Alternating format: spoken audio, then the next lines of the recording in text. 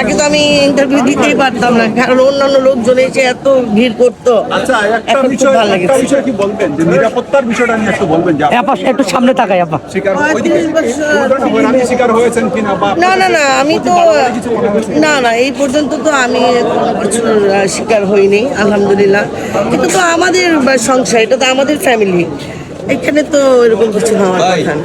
ডিসিতে আসে কোনো স্মৃতি মনে পড়লো? একটা সময় 24 ঘন্টা শুটিং করছেন, সেই জায়গাটা। এসে এসে তো অনেক স্মৃতি মনে পড়ে যায়, এতটা বছর ধরে এখানে কাজ করেছি, অনেক স্মৃতি মনে পড়ে যায়। বিশেষ করে যারা নেই, যারা মারা গেছেন, তাদের কথা আরো বেশি মনে পড়ে।